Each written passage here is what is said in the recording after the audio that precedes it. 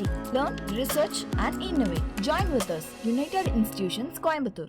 வாக்கு எண்ணிக்கையை ஒட்டி தமிழகம் முழுவதும் பலத்த பாதுகாப்பு ஏற்பாடுகள் செய்யப்பட்டிருக்கின்றன. இது தொடர்பான விவரங்களை செய்தியாளர் அன்பரசனிடம் கேட்கலாம். அன்பரசன், இந்த வாக்கு எண்ணிக்கைக்காக தமிழகம் முழுவதும் 1 லட்சம் காவலர்கள் பாதுகாப்பு பணியில் ஈடுபடுத்தப்பட்டிருப்பதா முன்னதே செய்திகள் வெளியாகி இருந்தது. வேறு என்னென்ன ஏற்பாடுகள் செய்யப்பட்டிருக்கு?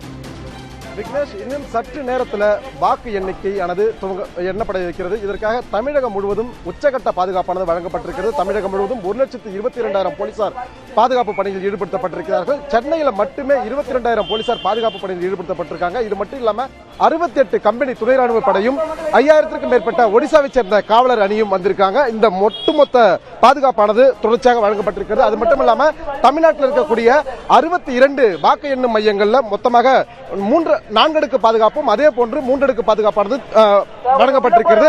சென்னையில் இருக்கக்கூடிய 3 வாக்கு எண்ணும் மையங்களில் 4 அடுக்கு பாதுகாப்பும் அதே போன்று இதை தவிர்த்து இருக்கக்கூடிய தமிழகத்தின் பிற பகுதிகளில் 59 வாக்கு எண்ணும் மையங்களில் 3 அடுக்கு பாதுகாப்புமானது வழங்கப்பட்டிருக்கிறது.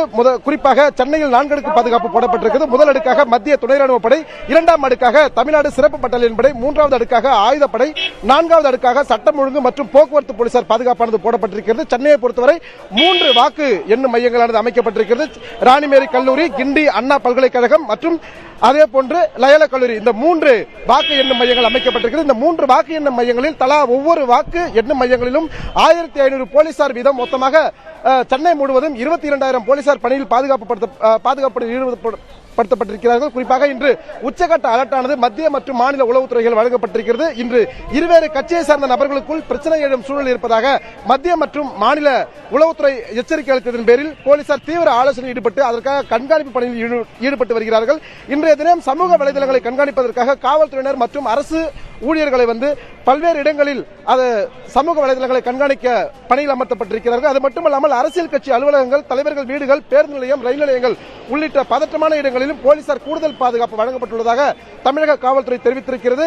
ஒவ்வொரு பகுதியிலும் ரோந்து காவல் அரை மணி நேரத்திற்கு ஒரு ரோந்து காவல் செல்லும் விதமும் ஏற்பாடு செய்யப்பட்டிருப்பதாக தமிழக காவல்துறையானது தெரிவித்திருக்கிறது.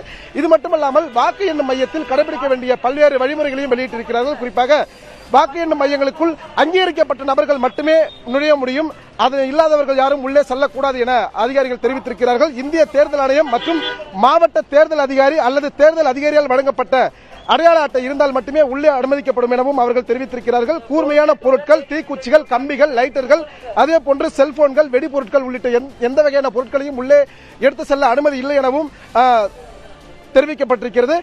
இது பலமுறை நுழைவதற்கான அனுமதி சீட்டு இல்லாமல் வெளியே பாதுகாப்பு வலயத்தை தாண்டி வெளியே செல்லும் நபர்கள் யாருமே மீண்டும் உள்ளே நுழையாதவாறு ஏற்பாடுகள் செய்யப்பட்டிருக்கிறது.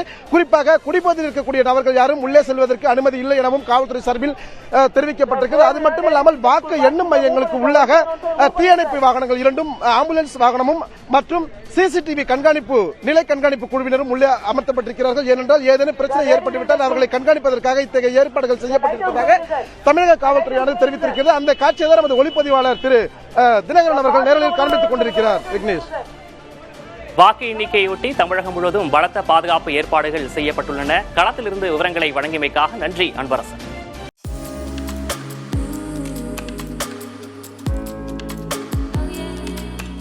UIT. Learn, research and innovate. Join with us. United Institutions, Coimbatore.